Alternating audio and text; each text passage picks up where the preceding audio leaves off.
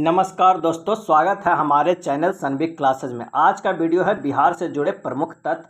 काफ़ी बेहतरीन संग्रह है जिससे आप इसे कम समय में पूरे बिहार के बारे में पढ़ सकेंगे। वही सब इसमें सम्मिलित किया गया है जो एग्ज़ाम में पूछा जाता है। एग्ज़ाम से पहले एक बार इसे ज़रूर देख के जाए। तो आइए शुरू करते हैं। प्राचीन बिहार से। ऐतिहासिक दृष्टि से बिहार प्राचीन भारत का एक समृद्ध एवं वैभवशाली क्षेत्र रहा है। प्राचीन भारत का एक समृद्ध एवं वैभवशाली क्षेत्र रहा है। ऐतिहासिक दृष्टि से बिहार की समृद्धि को देखते हुए इसे भारतीय इतिहास का गर्भगृह कहा गया है। भारतीय इतिहास का गर्भगृह कहा जाता है।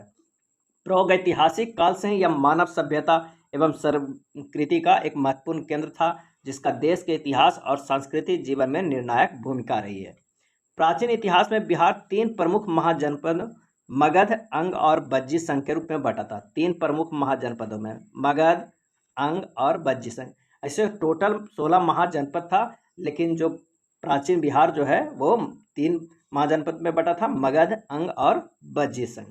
नेक्स्ट है मगध और लिच्छवी गणराज्य के शासनकाल की कार्य पद्धति से ही भारत में आधुनिक प्रशासनिक व्यवस्था की शुरुआत हुई है। मगध और लिच्छवी गणराज्य के शासनकाल की कार्य पद्धति से ही भारत में आधुनिक प्रशासनिक व्यवस्था की शुरुआत हुई है। और यह भी प्रश्न पूछा जाता है कि भारत में आधुनिक प्रशासनिक व्यवस्था की शुरुआत किस महाजनपद से लिया गया है, तो मगध और लिच्छवी गणराज्य के। दुनिया का पहला गणराज्य यानी लोकतांत्रिक व्यवस्था का जनक वैशाली बिहार का ही अंग है। बिहार का वर्णन हमारे दो महान ग्रंथ रामायण एवं महाभारत में किया गया है। नेक्स्ट है, एक और मर्यादा पुरुषोत्तम श्री राम ने बक्सर के निकट गुरुकुल में ऋषि विश्वामित्र से शिक्षा ग्रहण की थी, तो दूसरी ओर बौद्ध धर्म के प्रवर्तक गौतम बुद्ध और जैन धर्म के 24वें तीर्थंकर भगवान महावीर को बिहार की इस ऐतिहासिक भूमि में ही ज्ञान प्राप्त हुआ था। कालखंड के अनुसार बिहार के प्राचीन इतिहास को निम्न भागों में बांटा जा सकता है: पूर्व पाषाण युग, मध्य पाषाण युग, नव पाषाण युग, ताम्र पाषाण युग, वैदिक काल और महाजनपद काल। आइए अब जानते हैं कि वेद उपनिषद के लिए आदर्श वाक्य। ओम भूर्भुवस्सुवः क्या है, तो गायत्री मंत्र है और ये ऋग्वेद में वर्णन है। ओम भूर्भुवस्सुवः। सत्यमेव जयते कहाँ से लिया गया है, तो मुंडकोपनिषद से लिया गया है। वसुधैव कुटुंबकम मुंडकोपनिषद से ही लिया गया है, जो इस बार का G20 का थीम भी था, वसुधैव कुटुंबकम। अतिथि देवो भव तैत्तिरीय उपनिषद से लिया गया है। अतिथि देवो भव। मातृ देवो भव तैत्तिरीय उपनिषद से लिया गया है। सर्वे भवन्तु सुखिनः बृहदारण्य उपनिषद में वर्णन है, सर्वे भवन्तु सुखिनः। तमसो मा ज्योतिर्गमय काफ़ी इंपॉर्टेंट है, यह भी बृहदारण्य उपनिषद से लिया गया है। बृहदारण्य उपनिषद से लिया गया है। अब आइए, वैदिक कालीन नदियाँ का प्राचीन नाम क्या था, तो सतलज जो अभी बोला जाता है उसका प्राचीन नाम शतुद्री था। ब्यास नदी का प्राचीन नाम बिपाशा था। रावी नदी का प्राचीन नाम परुष्णी था। झेलम को बितस्ता कहा जाता था। चेनाब नदी को अस्किनी कहा जाता था। झेलम को बितस्ता, चेनाब को अस्किनी। गंडक को सदानीरा कहा जाता है। गंडक को सदानीरा कहा जाता है।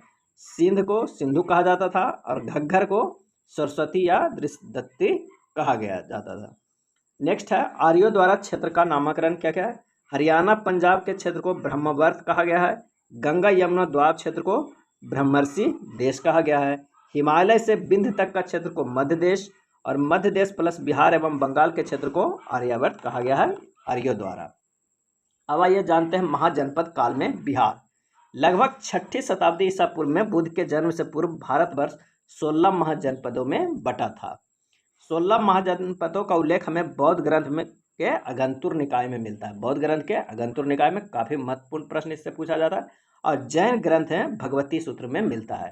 प्रश्न रहेगा कि 16 महाजनपदों के उल्लेख बौद्ध ग्रंथ में किस में है, तो अगंतुर निकाय में, और जैन ग्रंथ में भगवती सूत्र में है। उस समय भारत के 16 महाजनपदों में से 3 मगध, अंग और बज्जी बिहार में थे। मगध, अंग और बज्जी बिहार में थे।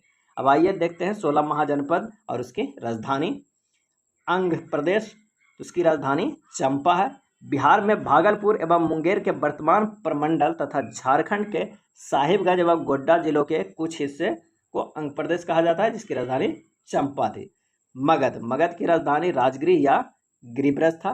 वर्तमान पटना और गया के प्रमंडलों वाले जिले मगध कहलाते थे। बज्जी वैशाली इसकी राजधानी थी। 8 कबीलाई गणराज्यों का संघ बिहार में गंगा नदी के उत्तर में स्थित था, बज्जी, जिसकी राजधानी वैशाली थी। मल मल के राजधानी कुशीनगर या पावा था।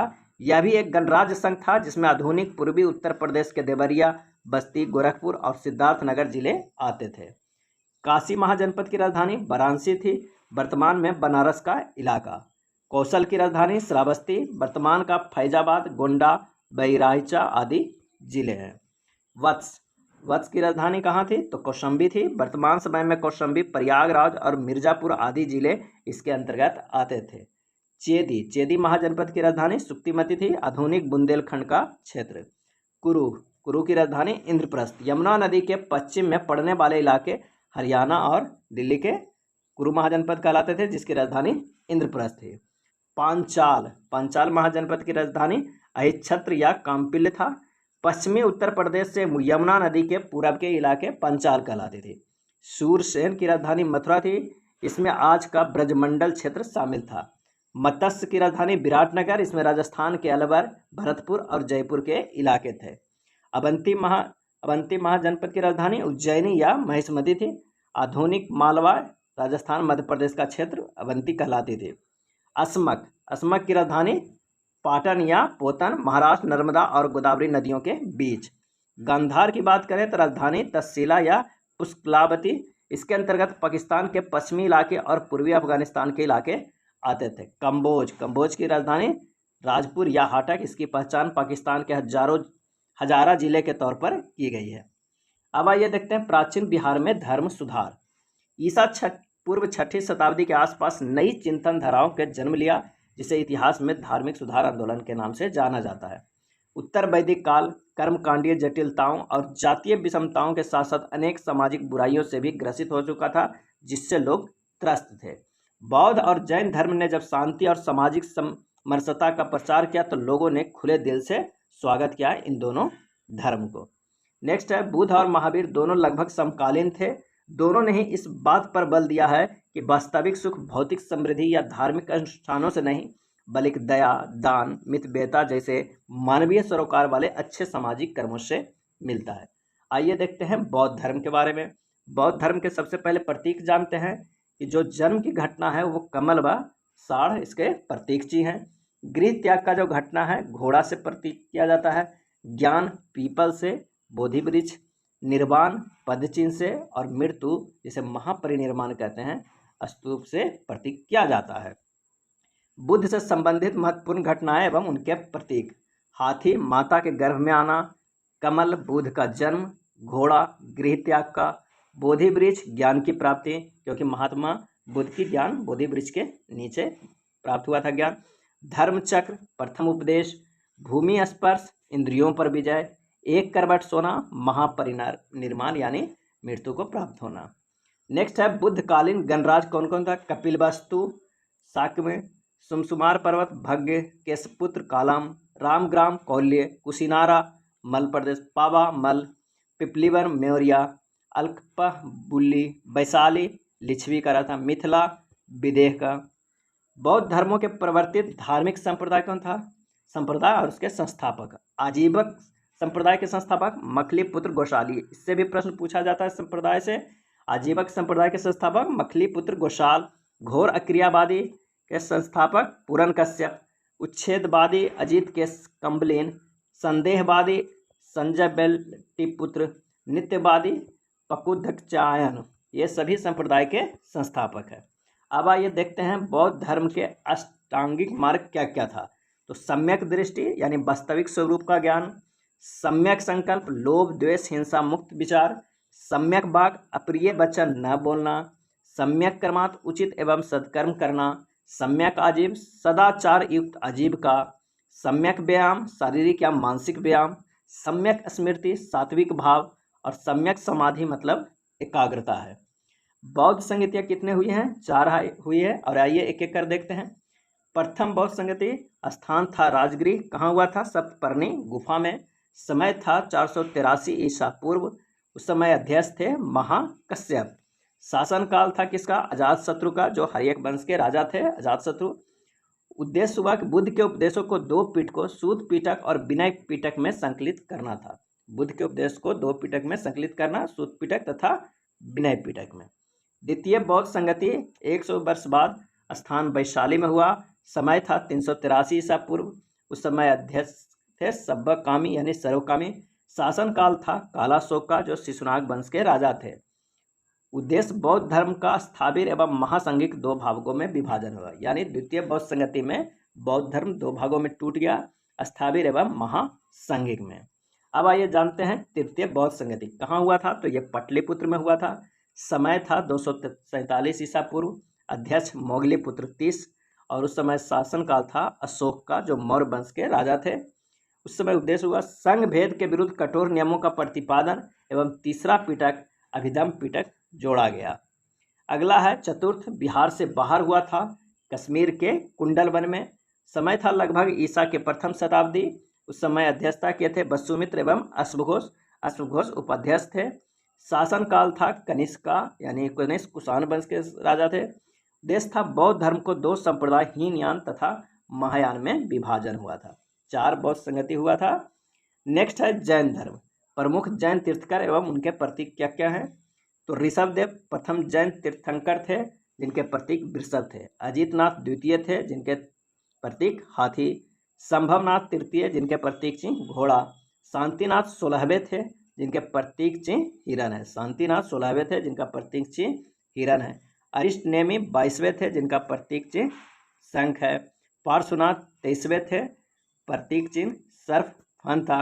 महावीर स्वामी अंतिम और 24वें थे, जिनका प्रतीक चिन्ह सिंह था। महावीर स्वामी अंतिम तीर्थंकर थे, जिनका प्रतीक चिन्ह सिंह था। आइए अब जैन संगतियों के बारे में बात करते हैं। प्रथम जैन संगति 3री सदी ईसा पूर्व हुआ था। स्थान था पाटलिपुत्र बिहार। अध्यक्षता किए थे स्थूलभद्र। 12 अंगों का संकलन, जैन धर्म को दो संप्रदायों में विभाजन, श्वेतांबर एवं दिगंबर में, यह प्रथम जैन संगति में हो गया था। द्वितीय बौद्ध संगति 512 ईस्वी में हुआ था, बल्लभी गुजरात में। देवार्थिदेव समासरमन इसके अध्यक्षता किए थे। धर्म ग्रंथों का अंतिम संकलन एवं लिपिबद्ध किया गया था। नेक्स्ट देखते हैं पंच महाव्रत या अनुव्रत कौन कौन सा है। तो अहिंसा, जीवों की हत्या न करना, सत्य सदा सत्य बोलना, अपरिग्रह संपत्ति का संग्रह न करना, अस्तेय चोरी न करना, ब्रह्मचर्य इंद्रियों पर नियंत्रण। ये जो आखिरी महाव्रत है वो महावीर ने दिए थे। नेक्स्ट है त्रिरत्न कौन कौन है। तो सम्यक दर्शन, सम्यक ज्ञान और सम्यक आचरण, यानी वास्तविक ज्ञान, सत्य में विश्वास, सुख दुख के प्रति समभाव। बौद्ध धर्म और जैन धर्म में क्या क्या समानता थी। तो अहिंसा और शांति दोनों ही धर्मों का मूल था। दोनों का उदय यज्ञ, कर्मकांड, ब्राह्मणवाद, जाति प्रथा और छुआछूत के विरोध में हुआ था। दोनों ही ईश्वर की सत्ता में विश्वास नहीं करते। दोनों ने ही पुनर्जन्म के सिद्धांत को स्वीकार किया है। इन दोनों ही धर्मों ने अपने विचारों के प्रचार के लिए जनता की सरल भाषा का प्रयोग किया है। दोनों धर्मों की स्थापना क्षत्रियों ने की, क्योंकि बुद्ध और महावीर दोनों क्षत्रिय कुल के थे। दोनों ही समकालीन थे और गृह त्याग के समय दोनों की आयु लगभग समान थी। अब आइए जानते हैं बौद्ध धर्म और जैन धर्म में असमानताएं क्या क्या थी। तो बौद्ध के उपदेश की भाषा पाली थी। बौद्ध के जो उपदेश की भाषा पाली थी, जबकि महावीर के उपदेश की भाषा प्राकृतिक थी। विदेशों में प्रसार अधिक हुआ, भारत में नहीं। बौद्ध धर्म में, जैन धर्म में प्रसार भारत में हुआ, विदेशों में कहीं नहीं।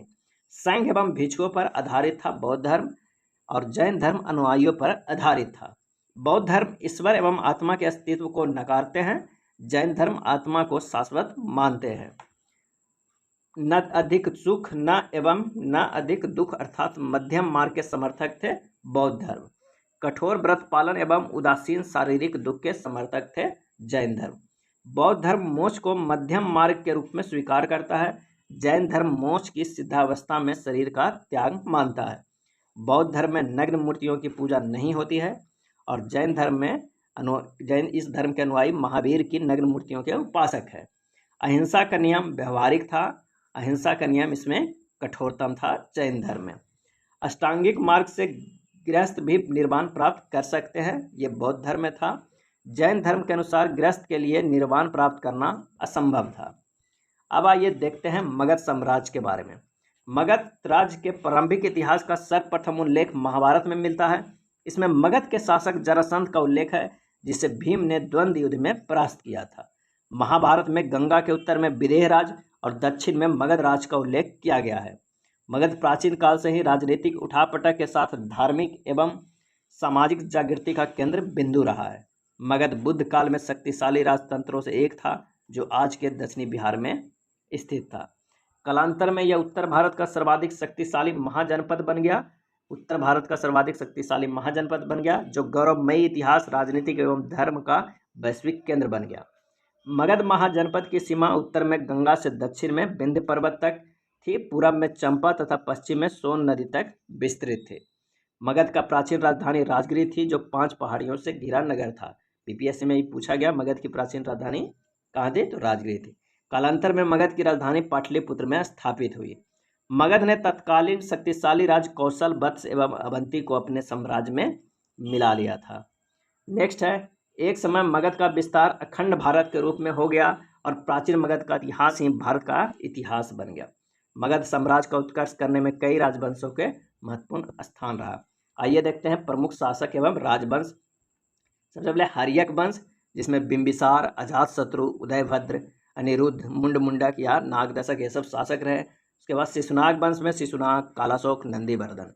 नंद वंश में महापद्मनंद, पंडुक, पांडुगति, भूतपाल, राष्ट्रपाल, गोविनाशक, त्रिसिद्धक, कैवर्त एवं धनानंद।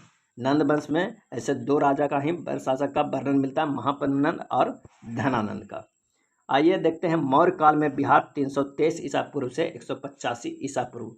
मेगास्थनीज की इंडिका में वर्णित जातियां थीं ब्राह्मण तथा दार्शनिक, कृषक वर्ग, ग्वाले तथा खेटक, व्यापारी तथा श्रमजीवी, कारीगर एवं शिल्पी, योद्धा अथवा सैनिक, निरीक्षक अथवा गुप्तचर, मंत्री एवं परामर्शदाता, सभासद। बिंदुसार को कौन कौन सी प्राप्त उपाधि हुई थी? यूनानी लेखों में वर्णन है अमित्रोचेटस यूनानी लेखों में। संस्कृत ग्रंथ में अमित्र घात वर्णन है। वायु पुराण में इन्हें भद्रसार या मद्रसार कहा गया है बिंदुसार को। जैन ग्रंथ में इन्हें सिंहसेन कहा गया है। अब आइए जानते हैं कौटिल्य का सप्तांग सिद्धांत। राजा या स्वामी। कौटिल्य ने राजा को राज्य का केंद्र व अभिन्न अंग माना है तथा उन्होंने राजा की तुलना शीर्ष यानी सर्वोपरि से की है। उसका मानना है कि राजा को दूरदर्शी, आत्मसंयमी, कुलीन, स्वस्थ तथा बौद्धिक गुणों से संपन्न होना चाहिए। वह राजा को कल्याणकारी तथा जनता के प्रति उत्तरदायी होने की सलाह देता है क्योंकि उसके अनुसार राजा कर्तव्यों से बंधा होता है। कौटिल्य के अनुसार राजा को सर्वोपरि होने के बावजूद भी उसे निरंकुश शक्तियां नहीं देना चाहिए। अमात्य या मैत्री। कौटिल्य ने अमात्य और मैत्री दोनों की तुलना आँख से की है। अमात्य उसी व्यक्ति को चुना जाना चाहिए जो अपनी जिम्मेदारियों को संभाल सके तथा राजा के कार्यों में उसके सहयोगी की भूमिका निभा सके। नेक्स्ट आता है जनपद। कौटिल्य ने इसकी तुलना पैर से की है। जनपद का अर्थ है जनयुक्त भूमि अर्थात जनसंख्या तथा भूभाग दोनों को जनपद माना है। कौटिल्य ने 10 गांवों के समूह को संग्रहण, 200 गांवों के समूह के बीच को सार्वत्रिक, 400 गांवों के समूह के बीच एक द्रोणामुख तथा 800 गांवों में एक स्थानीय अधिकारी की नियुक्ति की बात कही है। अब आती है दुर्ग। कौटिल्य ने दुर्ग की तुलना बाहों या भुजाओं से की है। कौटिल्य ने 4 प्रकार के दुर्गों की चर्चा की है। औदक दुर्ग जिसके चारों ओर पानी हो, पार्वत दुर्ग जिसके चारों ओर चट्टान हो, धानबन दुर्ग जिसके चारों ओर ऊसर भूमि हो, वन दुर्ग जिसके चारों ओर वन तथा जंगल हो। 5वां है कोष। इसकी तुलना कौटिल्य ने मुख से की है। उन्होंने कोष को राज्य का मुख्य अंग इसलिए माना है क्योंकि कोष से ही कोई राज्य वृद्धि करता है तथा शक्तिशाली बने रहने के लिए कोष के द्वारा ही अपनी सेना का भरण पोषण करता है। उसने कोष में वृद्धि का मार्ग करारोपण को बताया जिसमें प्रजा को अनाज का 6वां भाग, व्यापार का 10वां भाग तथा पशुधन के लाभ का 50वां भाग राजा के कर के रूप में अदा करना चाहिए। दंड या सेना। कौटिल्य ने सेना की तुलना मस्तिष्क से की है। कौटिल्य ने सेना के 4 प्रकार बताए हैं, हस्ती सेना, अश्व सेना, रथ सेना और पैदल सेना। उनके अनुसार सेना ऐसी होनी चाहिए जो साहसी हो, बलशाली हो तथा जिसके हर सैनिक के हृदय में देश प्रेम हो तथा वीर गति को प्राप्त हो जाने पर जिसके परिवार को उस पर अभिमान हो। मित्र को कौटिल्य ने कान कहा है। उसके अनुसार राज्य की उन्नति के लिए तथा विपत्ति के समय सहायता के लिए राज्य को मित्रों की आवश्यकता होती है। अशोक द्वारा भेजे गए बौद्ध धर्म प्रचारक मज्जंतिक स्थान था कश्मीर गांधार, मज्जिम को भेजा गया हिमालय, सोन बहुत्रा को भेजा गया स्वर्णभूमि, रक्षित को भेजा गया उत्तरी कर्नाटक बनवासी, धर्म रक्षित को भेजा गया प्रांतक, महारक्षित को भेजा गया वन राष्ट्र, महाधर्म रक्षित को भेजा गया महाराष्ट्र, महादेव को भेजा गया मैसूर, महेंद्र एवं संघमित्रा को भेजा गया कहाँ, तो श्रीलंका। प्रश्न पूछा जाता है महेंद्र एवं संघमित्रा को कहाँ भेजा गया, तो श्रीलंका धर्म के प्रचार के लिए। अशोक के स्तंभ लेख एवं उनमें वर्णित विषय क्या था? तो प्रथम शिलालेख में अहिंसा पर बल, पशु बल की निंदा एवं समारोह पर प्रतिबंध का उल्लेख है। दूसरा शिलालेख में समाज कल्याण हेतु कार्य, मनुष्य एवं पशुओं के लिए चिकित्सा की व्यवस्था एवं पड़ोसी राज्य चोल, पांड्य, सतीय पुत्र और केरल पुत्र यानी चेर का वर्णन है। तीसरा जो शिलालेख है इसमें राजकीय अधिकारियों युक्त रज्जुक तथा प्रदर्शकों का यह आदेश दिया गया कि वह हर 5वें वर्ष राज्य के दौरा पर जाए, ब्राह्मणों, मित्रों, संबंधियों तथा श्रमणों से सदा सत्कार पूर्वक व्यवहार करे। चौथा है भेरी घोष, युद्ध की जगह धम्म घोष, शांति की घोषणा की गई है। पशु हत्या को बहुत हद तक रोके जाने का दावा है। पांचवा है शासन के 14वें वर्ष धम्म महापात्र नामक अधिकारी की नियुक्ति की चर्चा है। अगर हम छठा की बात करें तो इसमें आत्मनियंत्रण की शिक्षा दी गई है। अधिकारी को हर समय और कहीं भी सेवा भाव से तत्पर रहना बताया गया है। सातवां शिलालेख में सभी संप्रदायों के लिए सहिष्णुता का भाव रखने पर बल दिया गया है। आठवां शिलालेख में अशोक के धर्म यानी तीर्थ यात्राओं का उल्लेख, अशोक के बोधगया की यात्रा का वर्णन है। नौवां है सच्ची भेंट एवं सच्चे शिष्टाचार का उल्लेख, धर्म के साथ दासों एवं नौकरी के प्रति दयाभाव रखना। 10वां है इसमें ख्याति एवं गौरव की निंदा की गई है तथा धर्म कीर्ति की श्रेष्ठता पर बल दिया गया है। 11वां है इसमें धर्म के वरदान को सर्वोत्कृष्ट एवं धर्म की व्याख्या की गई है। 12वां में सभी प्रकार के विचारों का सम्मान, विभिन्न संप्रदायों के बीच समन्वय एवं महिला महामंत्रों की नियुक्ति है। 13वां की बात किया गया है तो कलिंग युद्ध का वर्णन, युद्ध में 1 लाख लोगों को मरने एवं अशोक के हृदय परिवर्तन की बात के साथ ही यवन राजाओं का वर्णन है। 14वां में प्रजा का स्वतंत्र धार्मिक जीवन जीने के लिए प्रेरित करना, इसमें अपने प्रजा के प्रति पितृवृत्त प्रेम भाव को अपनाने पर बल दिया गया है। अब आइए देखते हैं अशोक के लघु स्तंभ लेख। लघु स्तंभ लेख टोपरा स्थान उत्तर प्रदेश, मेरठ उत्तर प्रदेश, प्रयाग उत्तर प्रदेश, लौरिया अरेराज बिहार चंपारण में है, लौरिया नंदगढ़ लघु स्तंभ लेख मिला है बिहार चंपारण से, रामपुरा लघु स्तंभ लेख मिला है बिहार चंपारण से। अब आइए देखते हैं दिव्यावदान के अनुसार अशोक के उत्तराधिकारी कौन कौन? तो दशरथ, संप्रति, शालिशुक, देववर्मन, शतधनुष और बृहद्रथ। मौर्य राजधानी कहाँ कहाँ थी? तो प्राच्य प्रांत की राजधानी पाटलिपुत्र, उत्तरापथ की राजधानी तक्षशिला, दक्षिणापथ की सुवर्णगिरी, अवंती राष्ट्र के उज्जैनी, कलिंग के तोसली और पाटलिपुत्र बिहार में है, तक्षशिला पाकिस्तान में है, सुवर्णगिरी आंध्र प्रदेश में, उज्जैनी मध्य प्रदेश में और जो कलिंग की राजधानी तोसली है वो उड़ीसा में है। मौर्यकालीन नगरीय प्रशासन की समितियाँ कौन कौन सी समिति? प्रथम समिति है जिसका विशेष है उद्योग शिल्पों का निरीक्षण, द्वितीय समिति विदेशियों की देखरेख, तृतीय समिति जनगणना, चतुर्थ समिति व्यापार वाणिज्य की व्यवस्था, पंचम समिति विक्रय की व्यवस्था निरीक्षण, षष्ठम समिति बिक्री कर व्यवस्था।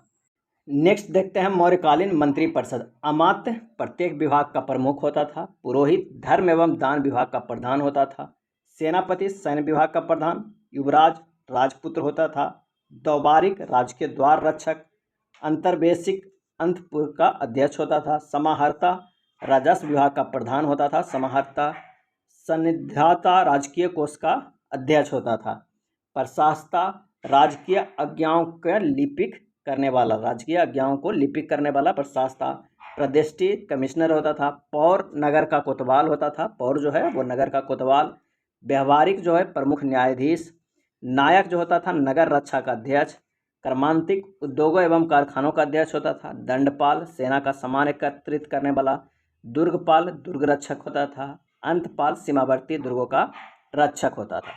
अब आइए देखते हैं मौर्यकालीन विभागाध्यक्ष कौन कौन होते थे।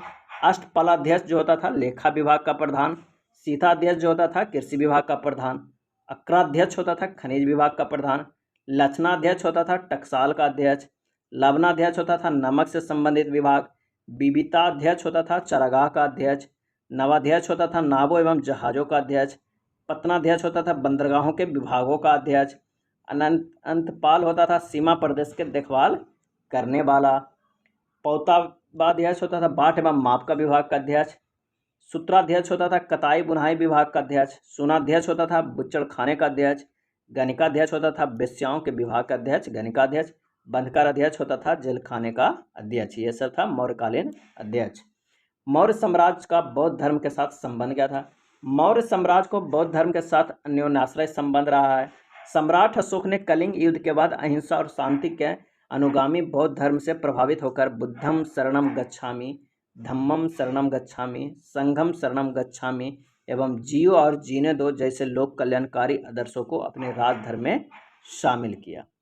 नेक्स्ट पॉइंट है कि बौद्ध धर्म अपनाने के बाद अशोक ने बौद्ध नीतियों एवं उनके आदर्शों के प्रचार प्रसार के लिए भारत के बाहर भी कई देशों में अपने धर्म महामात्रों को भेजा। यहाँ तक इसके प्रचार के लिए अशोक ने अपने पुत्र महेंद्र एवं पुत्री संघमित्रा को भी लगाया, जो श्रीलंका भेजा था। सारनाथ में संरक्षित सारनाथ सिंह स्तंभ में चतुर सिंह के नीचे भगवान बुद्ध के जीवन से संबंधित 4 पशुओं हाथी, घोड़ा, बैल तथा सिंह या शेर की आकृतियाँ उत्कीर्ण है। इनमें हाथी बुद्ध के गर्भस्थ यानी गर्भ में होने का, बैल उनके जन्म का, अश्व उनके गृहत्याग का तथा सिंह सार्वभौमत्ता का प्रतीक है। इसे सम्राट अशोक ने भगवान बुद्ध द्वारा धर्म चक्र प्रवर्तन यानी प्रथम उपदेश देने की ऐतिहासिक घटना की स्मृति में बनवाया था।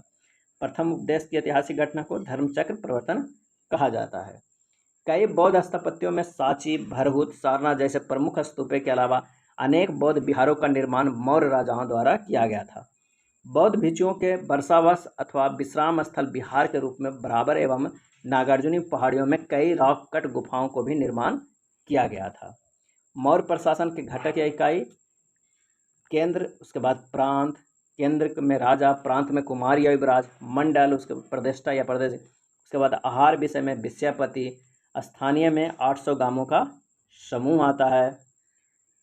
द्रोणामुख में क्या आता है? द्रोणामुख में 400 गांवों का समूह, खारवटिक में 200 गांवों का समूह, संग्रहण में 10 गांवों का समूह और ग्राम में ग्रामणी इसके प्रमुख होते थे। गुप्त वंश का संस्थापक कौन था? तो श्रीगुप्त था। श्रीगुप्त वंश का संस्थापक श्रीगुप्त था। श्रीगुप्त का उत्तराधिकारी घटोत्कच था। चंद्रगुप्त प्रथम 319 से 335 ईस्वी तक राज किया। गुप्त वंश का प्रथम स्वतंत्र शासक था। इसने लिच्छवी राजकुमारी कुमार देवी से विवाह किया। गुप्त संवत 319 से 320 ईस्वी की शुरुआत चंद्रगुप्त प्रथम ने किया था। चंद्रगुप्त प्रथम की मृत्यु के बाद उसका पुत्र समुद्रगुप्त साम्राज्य के सिंहासन पर बैठा। गुप्त संवत कौन चलाया था? तो चंद्रगुप्त प्रथम ने। हरिसेन समुद्रगुप्त का दरबारी कवि था जिसने प्रयाग प्रशस्ति की रचना की। प्रयाग प्रशस्ति की रचना किसने की? तो हरिसेन ने की। गुप्त काल में देवदासी प्रथा का प्रचलन था। कालिदास के ग्रंथ मेघदूत में उज्जैन के महाकाल मंदिर में देवदासी रखे जाने का उल्लेख मिलता है। कामसूत्र एवं मुद्रा राक्षस में गणिकाओं तथा वेश्याओं का उल्लेख है। गुप्त काल में दास प्रथा प्रचलित थी। मनु 7 प्रकार के तथा नारद ने 15 प्रकार के दासों का उल्लेख किया है। गुप्तकालीन अर्थव्यवस्था की अगर बात करते हैं तो गुप्तकालीन आर्थिक व्यवस्था का मुख्य आधार कृषि था। निवर्तन, कुल्यावाय, द्रोणपाप और आढ़पाप भूमि माप का पैमाना था। अमरकोश में 12 प्रकार के भूमि का उल्लेख मिलता है। कितने प्रकार का? 12 प्रकार का अमरकोश में। भूमि के प्रकार क्षेत्र, खेती के लिए उपयुक्त भूमि, खील जो भूमि जोती नहीं जाती है खील कहलाती है। वास्तु, बास करने योग्य भूमि, गोचर, चारा योग्य भूमि, अपृहत, जंगली भूमि।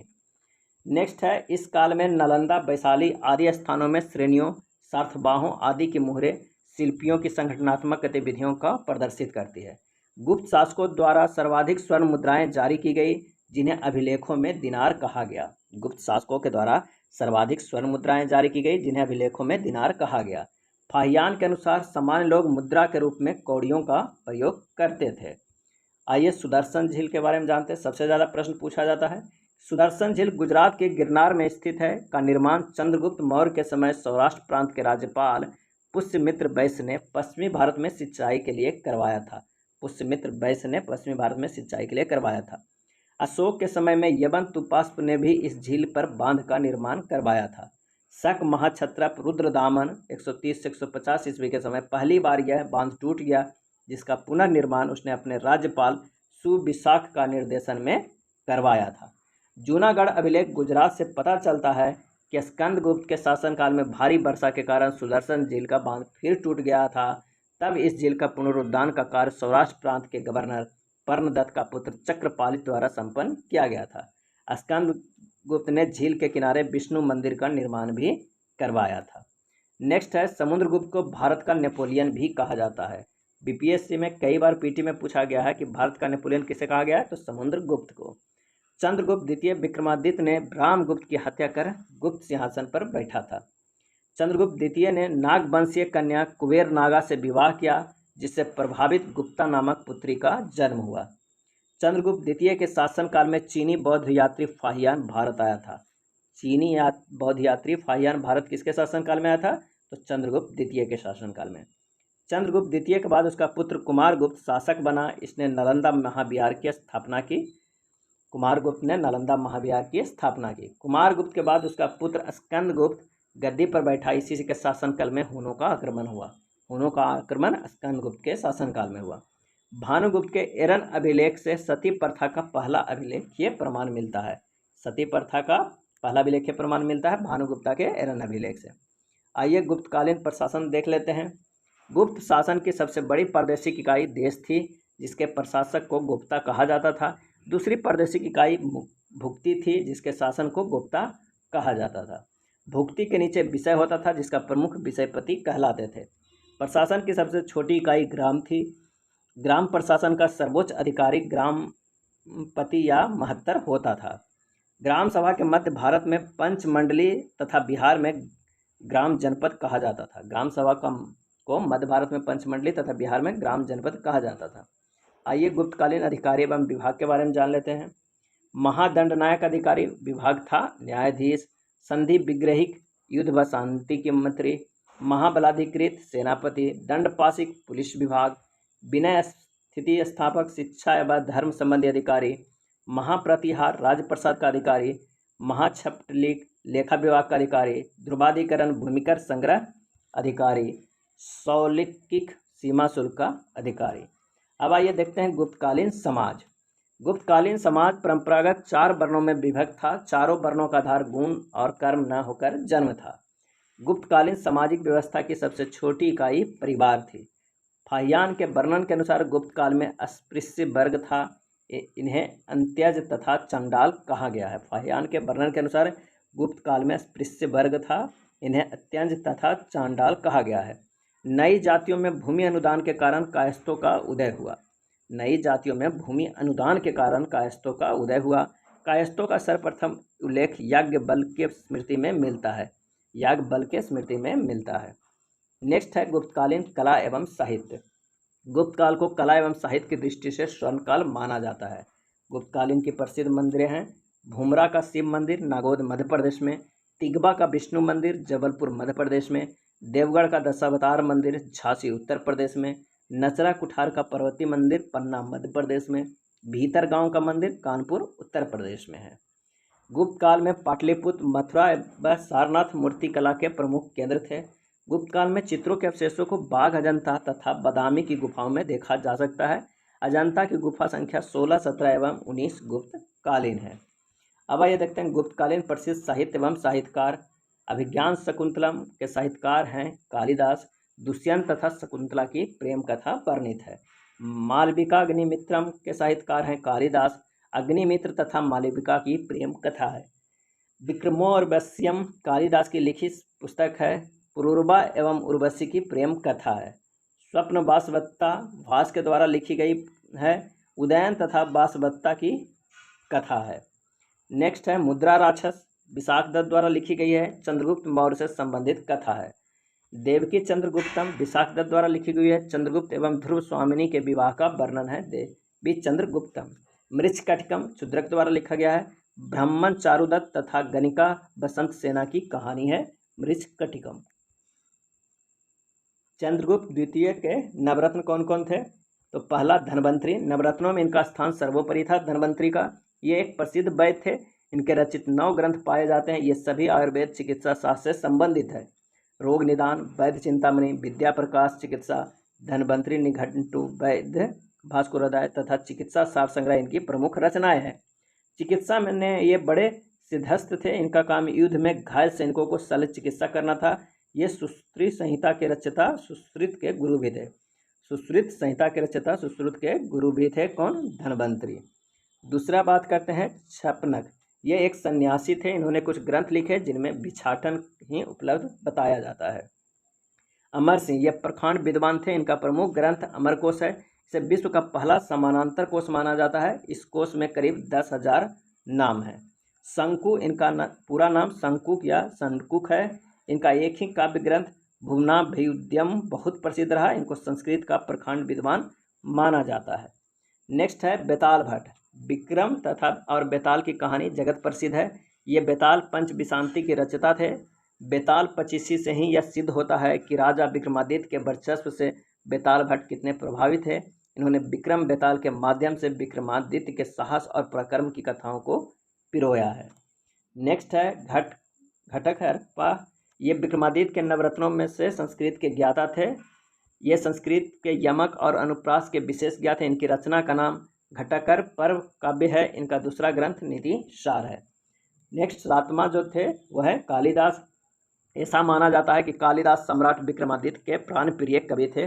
उन्होंने भी अपने ग्रंथों में विक्रम के व्यक्तित्व का उज्ज्वल स्वरूप निरूपित किया है। वह न केवल अपने समय के अप्रितम साहित्यकार थे, अपितु आज तक कोई उन जैसा अप्रितम साहित्यकार उत्पन्न नहीं हुआ। उनके 4 काव्य और 3 नाटक काफ़ी प्रसिद्ध है। अभिज्ञान शकुंतलम उनकी सर्वोत्कृष्ट रचना मानी जाती है। अभिज्ञान शकुंतलम। 8वां बात करते हैं नवरत्नों में, तो ब्राह्मीर। ये प्राचीन भारत के एक प्रसिद्ध गणितज्ञ और खगोल शास्त्र थे। इन्होंने अनेक ग्रंथों का प्रणयन किया। इनमें सूर्य सिद्धांत, बृहजातक, बृहत संहिता, पंच सिद्धांत कारिका, विवाह पटल, लघु जातक, योग यात्रा आदि मुख्य रचनाएं हैं। 9वां थे बर्रुचि। कालिदास की भांति ही बर्रुचि भी अन्यतम काव्य रचनाओं में गिने जाते हैं। पत्र कौमुदी, शतुक्ति, कर्णामृत, सुभाषितावली इनकी प्रमुख रचनाओं में गिनी जाती है। चंद्रगुप्त द्वितीय के नवरत्नों के अलावा इतिहास में सम्राट अकबर के नवरत्न थे। शिवाजी के अष्टप्रधान थे और कृष्णदेव राय के दरबार में अष्टदिग्गज थे। शिवाजी के अष्टप्रधान और सम्राट अकबर के नवरत्न थे। अब आइए जानते हैं थानेश्वर का पुष्यभूति यानी वर्धन वंश के बारे में। पुष्यभूति वंश का संस्थापक पुष्यभूति था। प्रभाकर वर्धन इस वंश के प्रभावशाली शासक था। राजवर्धन की मृत्यु के बाद हर्षवर्धन थानेश्वर की गद्दी पर बैठा। हेनसांग हर्ष को शिलादित्य के नाम से संबोधित करता था। हर्ष ने शशांक को पराजित कर कन्नौज पर अधिकार किया। ऐहोल प्रशस्ति के अनुसार हर्ष एवं पुलकेशिन द्वितीय के बीच नर्मदा नदी के तट पर युद्ध हुआ। हर्ष के पूर्वज शिव एवं सूर्य के उपासक थे, परंतु हेनसांग से मिलने के बाद हर्ष बौद्ध धर्म के महायान शाखा को राजाश्रय दिया। हर्ष ने कन्नौज एवं प्रयाग में विशाल धार्मिक सभाओं का आयोजन किया था। हर्ष का दरबारी कवि बाणभट्ट ने हर्षचरित एवं कादम्बरी की रचना की। हर्ष के जो दरबारी कवि थे बाणभट्ट ने हर्षचरित एवं कादम्बरी की रचना की। प्रियदर्शिता, रत्नावली एवं नागानंद ग्रंथों की रचना हर्ष ने स्वयं किया था। रत्नावली, नागानंद और प्रियदर्शिता। हेनसांग का भारत वर्णन आइए देखते हैं। चीन यात्री हेनसांग स्थल मार्ग से हर्षवर्धन के शासनकाल में भारत आया था। वह नालंदा के बौद्ध विश्वविद्यालय में पढ़ने और भारत से बौद्ध ग्रंथ संग्रह करने के उद्देश्य से भारत आया था। हेनसांग ने अपना ग्रंथ सीयूकी के नाम से लिखा है। हेनसांग को यात्रियों का राजकुमार कहा जाता है। ये दोनों प्रश्न काफ़ी इंपॉर्टेंट है। यात्रियों का राजकुमार हेनसांग को कहा जाता है। हेनसांग के ग्रंथ का नाम सीयूके है। नेक्स्ट है बंगाल का पाल वंश। हर्षवर्धन के साम्राज्य के विघटन के पश्चात 8वीं शताब्दी के मध्य में पूर्वी भारत में पाल वंश का उदय हुआ, जिसका संस्थापक गोपाल थे। पाल वंश के संस्थापक गोपाल थे। गोपाल के बाद उसका पुत्र धर्मपाल सिंहासन पर बैठा। उसने कन्नौज पर आक्रमण कर चक्रायुध को कन्नौज का शासक नियुक्त किया। उत्तरापथ स्वामिन की उपाधि धारण की। धर्मपाल बौद्ध धर्म का अनुयायी था। उसने भागलपुर में विक्रमशिला विश्वविद्यालय तथा सोमपुर महाविहार का स्थापना की। सोमपुर महाविहार की स्थापना की किसने? धर्मपाल ने भागलपुर में विक्रमशिला विश्वविद्यालय तथा सोमपुर में महाविहार की स्थापना की। धर्मपाल के बाद देवपाल गद्दी पर बैठा। इसके शासनकाल में अरब यात्री सुलेमान भारत आया था। देवपाल के शासनकाल में जावा के शासक बालपुत्र देव के आग्रह पर देवपाल ने नालंदा में बिहार हेतु 5 गांव अनुदान में दिया था। महिपाल के शासनकाल में चोल शासक राजेंद्र चोल ने बंगाल पर आक्रमण किया और पराजित किया। महिपाल को पाल वंश का द्वितीय संस्थापक कहा जाता है। बौद्ध विद्वान शांत रक्षित एवं अतीश दीपांकर पाल वंश के शासनकाल में ही तिब्बत गए थे। अब आइए बंगाल का सेन राजवंश। सेन राजवंश की स्थापना सामंत सेन ने राढ़ नामक स्थान पर की। सामंत सेन का उत्तराधिकारी विजय सेन था। श्रीहर्ष नामक कवि ने उनकी प्रशंसा में विजय प्रशस्ति काव्य की रचना की। बल्लाल सेन विजय सेन का उत्तराधिकारी था। बल्लाल सेन को बंगाल में जाति प्रथा तथा कुलीन प्रथा को संगठित करने का श्रेय प्राप्त है। बल्लाल सेन ने दान सागर ग्रंथ की रचना किया था और अद्भुत सागर की रचना को प्रारंभ किया था, किंतु उसे पूर्ण नहीं कर पाया। बल्लाल सेन ने गौंडेश्वर, निशंकर व परमाहेश्वर की उपाधियां धारण की थी। बल्लाल सेन का उत्तराधिकारी लक्ष्मण सेन था। इसने एक अन्य राजधानी लक्ष्मणवती यानी लखनऊती की स्थापना किया। लक्ष्मण सेन ने गढ़वाल शासक जयचंद को पराजित किया था। सन 1202 में बख्तियार खिलजी ने लखनऊती पर आक्रमण कर उसे नष्ट कर दिया। लक्ष्मण सेन ने बल्लाल सेन द्वारा प्रारंभ किए गए अद्भुत सागर को पूरा किया। श्रीधर उसका दरबारी कवि था। लक्ष्मण सेन के दरबार में गीत गोविंद के लेखक जयदेव, पवन दूत के लेखक धोई, ब्राह्मण सर्वस्व की रचयिता हलायुध निवास करते थे। लक्ष्मण सेन के दरबार में लक्ष्मण सेन ने परम भागवत की उपाधि धारण किया तथा लक्ष्मण संवत का प्रचलन किया। अब आइए देखें कौन सा स्थान किस राजवंश का और उसके प्रमुख शासक कौन थे और क्या क्या उपलब्धियां हैं एक जगह किया हुआ है। अगर हम कन्नौज की बात करें तो राजवंश था मौखरी, प्रमुख शासक था हरिवर्मा, ईशान वर्मा, सरवर्मा। इन्होंने हुनों को पराजित किया था। थानेश्वर स्थान के राजवंश था पुष्यभूति, प्रभाकर वर्धन, राजवर्धन, हर्षवर्धन। विशाल राज्य स्थापित किया, बौद्ध धर्म को प्रश्रय दिया।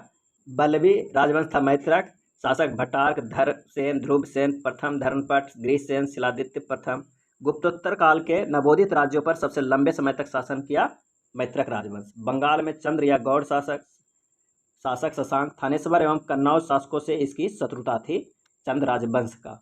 मगध में परवर्ती गुप्त राजवंश था, महासेन, गुप्त, देवगुप्त, आदित्य सेन। ये सब राजा मौखरियों से राजनीतिक प्रतिद्वंदिता थी।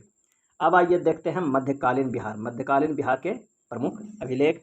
बुद्ध सेन का बोधगया अभिलेख, बिहार शरीफ का प्रशस्तर अभिलेख, संग्राम गुप्त का पंचो ताम्रपत्र अभिलेख, मोहम्मद बिन तुगलक का बेनीबन अभिलेख, फिरोज शाह तुगलक का राजगीर अभिलेख, खड़गपुर मुंगेर के राजा का अभिलेख, भभुआ में शेरशाह का अभिलेख, खारवार प्रमुख प्रताप धवल के 3 अभिलेख। ये सब मध्यकालीन अभिलेख है। बिहार में तुर्क शासन। बिहार को जीतने वाला प्रथम मुस्लिम विजेता थे बख्तियार खिलजी। बिहार को जीतने वाले प्रथम मुस्लिम विजेता था बख्तियार खिलजी। बख्तियारपुर शहर का संस्थापक बख्तियार खिलजी को ही माना जाता है। बख्तियार खिलजी की महत्वपूर्ण सफलता उदंतपुरी बिहार की विजय थी। तारानाथ के अनुसार उसने नालंदा विश्वविद्यालय को भी नष्ट किया था। बख्तियार खिलजी ने जयपुर यानी जयनगर के गुप्त राजाओं को भी पराजित किया तथा मिथिला के कर्नाट शासक नरसिंह देव को अधीनता स्वीकार करने के लिए बाध्य किया। बख्तियार खिलजी की हत्या अली मर्दान खिलजी ने किया था। बख्तियार खिलजी की हत्या अली मर्दान खिलजी ने किया। 1225 ईस्वी में इल्तुतमिश ने बिहार शरीफ तथा बाढ़ पर अधिकार किया। इस दौरान उसने बिहार के शासक हिसामुद्दीन इबाज को राजमहल की पहाड़ियों में हराया था। इल्तुतमिश ने मलिक अलाउद्दीन जानी को बिहार में अपना प्रथम सूबेदार नियुक्त किया था। मलिक अलाउद्दीन जानी का ये सारा प्रश्न इंपॉर्टेंट है, बीपीएससी में आने की संभावना है और बिहार के और भी एग्जाम में। सैफुद्दीन ऐबक तथा तुगान खां भी इल्तुतमिश के द्वारा नियुक्त सूबेदार था। सन 1279 में बंगाल में तुगरिल खां ने विद्रोह किया, जिसका दमन किसने किया था? बलबन ने। तुगरिल खां ने विद्रोह किया जिसका दमन बलबन ने किया। अलाउद्दीन खिलजी ने 1297 ईस्वी में दरभंगा के राजा शक्र सिंह के विरुद्ध शेख मोहम्मद इस्माइल के नेतृत्व में सैनिक अभियान भेजा, जिसमें शक्र सिंह पराजित हुआ। गयासुद्दीन तुगलक ने 1324 ईस्वी में बंगाल अभियान से वापसी के दौरान कर्नाट वंश के अंतिम शासक हरि सिंह देव को हराया। मोहम्मद बिन तुगलक के समय बिहार का सूबेदार मजदुल मुल्क था। मोहम्मद बिन तुगलक के समय बिहार का सूबेदार मजदुल मुल्क था। मोहम्मद बिन तुगलक के समय तिरहुत को तुगलकपुर नाम दिया गया, यहाँ से मोहम्मद तुगलक का एक सिक्का प्राप्त हुआ। 1394 में नसरुद्दीन महमूद द्वारा ख्वाजा जहाँ को बिहार का सूबेदार नियुक्त किया गया। नसरुद्दीन महमूद द्वारा ख्वाजा जहाँ को बिहार का सूबेदार नियुक्त किया गया। नेक्स्ट है लोधी शासनकाल में सिकंदर लोधी ने दरिया खान नुहानी को बिहार का सूबेदार नियुक्त किया।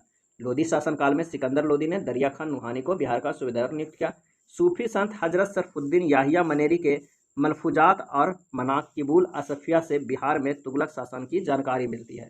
बिहार शरीफ में पहाड़ी पर स्थित मलिका बया का मकबरा तुगलक कालीन स्थापत्य का एक सुंदर नमूना है, जिसका आकर्षण इसका गुंबद है।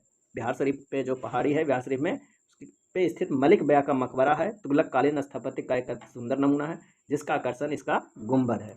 मिथिला के कर्नाट शासक के बारे में जानते हैं। मिथिला तिरहुत में पड़ता है। में नन्य देव ने कर्नाट वंश की स्थापना किया तथा कर्नाट कुलभूषण की उपाधि धारण की। कर्नाट वंश के शासक नरसिंह देव के शासनकाल में बख्तियार खिलजी का आक्रमण हुआ। हरिसिंह देव के शासनकाल में गयासुद्दीन तुगलक का बंगाल अभियान हुआ, जिसमें हरिसिंह देव नेपाल पलायन कर गया। हरिसिंह देव के समय पंजी प्रबंध का विकास हुआ। पंजी प्रबंध का विकास हरिसिंह देव के समय हुआ। बिहार में चेरो राजवंश।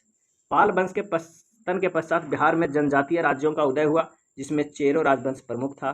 चेरो राज ने शाहबाद, सारण, चंपारण, मुजफ्फरपुर एवं पलामू जिलों में शक्तिशाली राज्यों की आधारशिला रखी। 1611 ईस्वी में उज्जैनों तथा चेरो राजाओं के मध्य युद्ध हुआ, जिसमें नारायण मल के नेतृत्व में उज्जैन वंशीय राजा विजय हुए। चेरो द्वारा फूलचंद को जगदीशपुर के मेले को आरंभ करने का श्रेय दिया जाता है। चेरो राजा फूलचंद को जगदीशपुर के मेले को आरंभ करने का श्रेय दिया जाता है। मोदिनी राय पलामू क्षेत्र में चेरो का प्रमुख राजा था। मोदिनी राय पलामू क्षेत्र में चेरो का प्रमुख राजा था। 1660 ईस्वी में चेरो राज्य को मुगल साम्राज्य में मिला लिया गया। चेरो राज्य को मुगल साम्राज्य में कब मिला है? 1660 में। अब आइए देखते हैं बिहार में अफगान शासक। शेर शाह यानी फरीद खान बिहार में सासाराम के जागीरदार हसन खां सूर का पुत्र था, जिसे बहार खां की शेर से रक्षा करने के कारण शेर खां की उपाधि प्रदान की गई। बहार खां की शेर से रक्षा करने के कारण शेर खां की उपाधि प्रदान की गई। 1534 ईस्वी में शेर शाह ने सूरजगढ़ के युद्ध में बंगाल के शासन गयासुद्दीन महमूद को हराया। 26 जून 1539 ईस्वी को शेर शाह ने चौसा के युद्ध में मुगल शासक हुमायूं को परास्त करने के बाद शेर शाह की उपाधि धारण कर सिंहासन पर बैठा। 26 जून 1539 को कन्नौज बिलग्राम के युद्ध 1540 में हुमायूं को पराजित करने के बाद शेर शाह ने आगरा में विधिवत राज्याभिषेक करवाया। शेर शाह ने डाक प्रथा तथा ग्रैंड ट्रंक रोड का निर्माण करवाया। मारवाड़ अभियान के दौरान शेर शाह ने कहा कि मुट्ठी भर बाजरे के लिए वह हिंदुस्तान की बादशाहत खो बैठता। मुट्ठी भर बाजरे के लिए वह हिंदुस्तान की बादशाहत खो बैठता। शेर शाह ने भूमि की माप के लिए सिकंदरी गज एवं सन की डंडी यानी 32 अंक का प्रयोग किया था तथा कबूलिया तथा पट्टा प्रथा की शुरुआत किया। शेर शाह ने चांदी का रुपया 180 ग्रेन तथा तांबे का दाम 380 ग्रेन चलाया। चांदी का रुपया तथा तांबे के दाम में 1:64 का अनुपात था। शेर शाह का मकबरा सासाराम में स्थित है, जिसका निर्माण कार्य काराम शेर शाह ने किया, परंतु पूरा इस्लाह शाह ने किया है। शेर शाह द्वारा लड़े गए प्रमुख युद्ध देखते हैं। सूरजगढ़ युद्ध 1534 में सूरजगढ़ की लड़ाई महमूद खां को पराजित किया। चौसा की युद्ध 1539 में बक्सर के समीप निर्णायक लड़ाई शेर शाह और हुमायूं के बीच। इसी विजय के बाद शेर खान ने शेर शाह को उपाधि धारण की।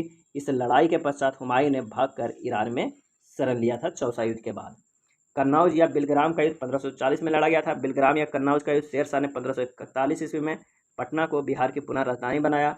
शेर शाह ने चांदी का रुपया 178 ग्रेन, तांबे का दाम 380 ग्रेन का प्रचलन शुरू किया कन्नौज बिलग्राम युद्ध के बाद। कालिंजर युद्ध 1545 में कलिंजर अभियान में शेर शाह की मृत्यु के पश्चात उसका पुत्र इस्लाम शाह 27 मई 1545 ईस्वी के गद्दी पर बैठा। 1545 ईस्वी में गद्दी पर बैठा। अकबर कालीन बिहार के प्रमुख सूबेदार कौन कौन थे? खान ए खानम मुनीम खां, राजा मान सिंह, सईद खान, मुजफ्फर खान, खान ए आजम मिर्जा अजीज कोका, असद खान।